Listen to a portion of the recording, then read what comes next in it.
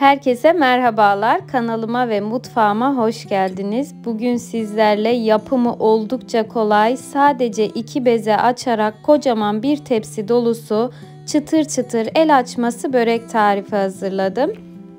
Evde hiç börek açmayı bilmeyenlerin bile kolaylıkla hazırlayabileceği bu pratik börek tarifini atlamadan dikkatli bir şekilde izlemenizi tavsiye ederek tarifimin yapımına başlıyorum. Hamurum için öncelikle 1 su bardağı ılık sütü yoğurma kabına ekliyorum. Sütün üzerine 1 tatlı kaşığı kuru mayamı ve 1 su bardağı da ılık suyu ilave ederek önceden elemiş olduğum unumu kontrollü bir şekilde ekliyorum. Üzerine 1 tatlı kaşığı tuzumu da ekleyip hamurum yoğunlaşıncaya kadar spatula ile karıştırmaya başlıyorum. Bu aşamaya kadar azar azar kontrollü bir şekilde toplamda 5 su bardağı un kullandım. Kullanmış olduğum su bardağı ölçüsü klasik herkesin evinde bulunabilecek 200 mililitrelik su bardağıdır. Şimdi toparladığım hamurumu masama biraz un serpiştirerek masamın üzerine alıyorum. Ve özlü bir kıvam alıncaya kadar börek hamurunu 2 elimle yumruklaya masanın üzerinde yoğurmaya devam ediyorum. 7-8 dakika boyunca yoğurmuş olduğum hamurum istediğim kıvamı aldı. Size de kıvamını daha yakından gösteriyorum. Hamurunuz bu şekilde sakız kıvamında, ele yapışmayan, uzayan, elastik bir hamur olması gerekiyor. Börek hamurunu ne kadar güzel yoğurursak böreklerimiz o kadar çıtır çıtır ve güzel olacaktır. Şimdi yuvarladığım hamurumu tam ortadan ikiye keserek 2 eşit beze haline getiriyorum. Bezelerimin de yüzeyi pürüzsüz olacak şekilde yuvarladım ve altına un serpmiş olduğum kabımın üzerine yerleştiriyorum. Üzerini temiz bir poşet ve temiz de bir bezle kapatarak bezelerimi oda sıcaklığında 40 dakika dinlenmeye bırakıyorum. 40 dakikada oda sıcaklığında mayalanan bezelerim artık kendini saldı, çok güzel bir kıvam aldı. Şimdi masama biraz nişasta serpiştirerek bezelerimden bir tanesini masama alıyorum ve diğerinin de üzeri kurumaması için bir poşetle kapatarak kenara kaldırıyorum ve üzerine de nişasta serpiştirdikten sonra ilk bezemi oklavamla açmaya başlıyorum. Böreklerin daha çıtır çıtır olması için hamurumuzu bu aşamada nişasta ile açıyoruz. Ben buğday nişastası ile açmayı tercih ettim.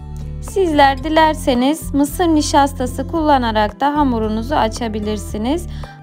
Hamurun ne kadar mükemmel bir kıvama ulaştığını sizler de ekrandan görebiliyorsunuz. Ufak ittirmemle bile hamurum çok kolay bir şekilde açılıyor. O kadar güzel yoğruldu ve güzel bir şekilde dinlendiği için saniyeler içerisinde bezemi istediğim boyutta açıyorum. Görmüş olduğunuz gibi çok fazla güç uygulamadan ileri doğru ittiriyorum ve adeta yufka kendiliğinden açılıveriyor.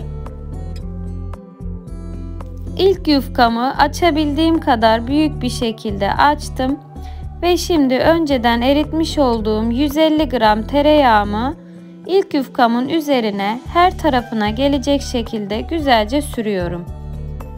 Hiçbir kuru tarafı kalmaması bu aşamada önemli. Her tarafını güzelce yağladıktan sonra yufkamı kenarlardan çekiştiriyorum ve yufkamı kenarından içe doğru katlayıp kenarlarını yine elimle çekiştirerek düzeltiyorum. Daha sonra bu katladığım kenara da güzelce yağlayıp diğer kenarı bu katın üzerine katlıyorum. Böreğimizin kat kat ve çıtır çıtır olabilmesi için bu her katladığımız katın üzerine güzelce yağlıyorum.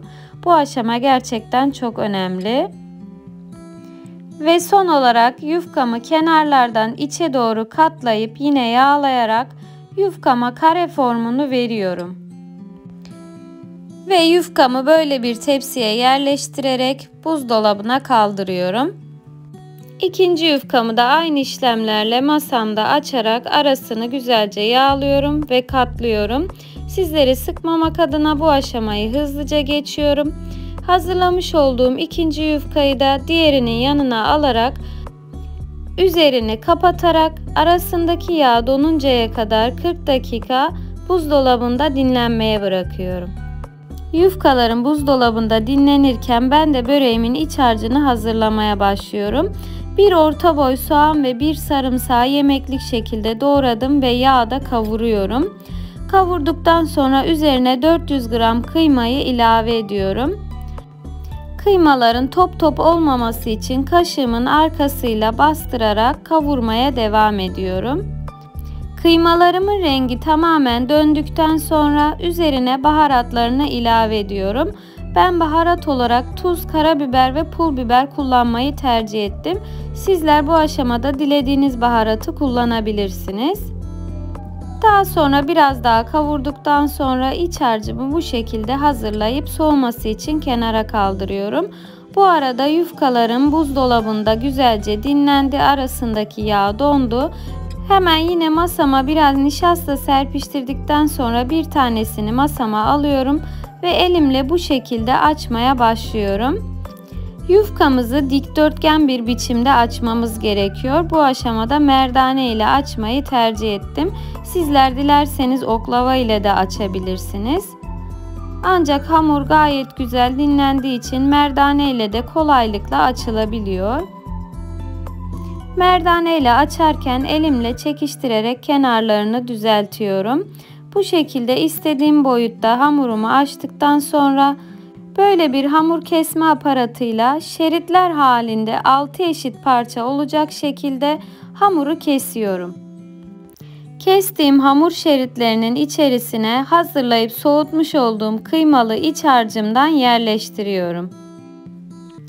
Ve şimdi iç harcını yerleştirmiş olduğum hamur parçalarını iki ucundan bu şekilde kapatıyorum. Görmüş olduğunuz gibi yapımı oldukça kolay, çıtır çıtır, harika lezzette bir börek tarifi oluyor. Gerçekten kendim beğenerek yapıp yemediğim hiçbir tarifi sizinle paylaşmıyorum. Bana güvenerek bu tarifi ısrarla denemenizi tavsiye ediyorum. İlk yufkamdan hazırlamış olduğum börekleri bu şekilde tepsiye yerleştiriyorum. Yerleştirirken hava alarak güzelce kabararak pişebilmesi için böreklerin aralarında boşluklar bırakarak yerleştiriyorum. Şimdi tepsimi kenara alarak ikinci yufkamı da aynı işlemle merdanemle açtım ve iç harcını yerleştirdim. Şimdi bunları da iç harcı taşmaması için hamurların ucundan birleştirerek kapatıyorum. Bu arada ufak bir hatırlatma yapmak istiyorum. Eğer videomu buraya kadar izlediyseniz ve bu tarifimi beğendiyseniz lütfen aşağıda bulunan beğen butonuna basmayı ve yorum kısmına benim için ufak da olsa bir yorum bırakmayı unutmayın. Yorumlarınız ve beğenileriniz benim için çok önemli. Şimdi hazırlamış olduğum böreğimin üzerini temiz bir bezle kapatarak 20 dakika oda sıcaklığında tepsi mayasına bırakıyorum. Tepsi mayası gelen böreklerimin üzerine artan yağımdan güzelce sürüyorum. Sizler dilerseniz yumurta sarısı sürerek susam veya çörek otuyla da böreklerinizi süsleyebilirsiniz. Ben bugün sadece yağ sürerek hazırlamayı tercih ettim. Bu arada fırınımı da 200 derecede alt üst ayarda ısıttım. Şimdi hazırlamış olduğum börekleri pişmesi için fırınıma götürüyorum. Böreklerimin altı da üstü de nar gibi kızarıncaya kadar güzelce pişirdim. Görmüş olduğunuz gibi harika çıtırlıkta, harika lezzette ve harika görüntüde bir börek tarifi oldu. Kesinlikle bu tarifimde çok iddialıyım. Denemenizi ısrarla tavsiye ediyorum. Hem görmüş olduğunuz gibi yapımı çok basit hem de aşırı lezzetli bir börek tarifi oluyor.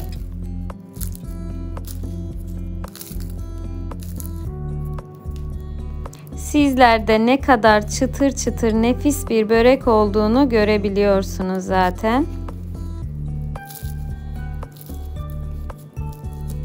Üzeri çıtır çıtır pul pul dökülürken içi de kat kat tel tel ayrılan bir börek tarifi oldu arkadaşlar.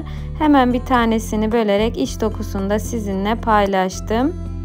Görmüş olduğunuz gibi harika çıtırlıkta, harika lezzette ve muhteşem görüntüde bir tarif oldu.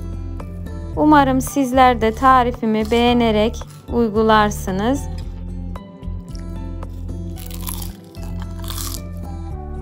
Sizin için hemen böreğin tadına da bakıyorum. Gerçekten çıtır çıtır ağızda dağılan harika bir börek tarifi oldu. Bu lezzeti başka bir yerde bulamazsınız.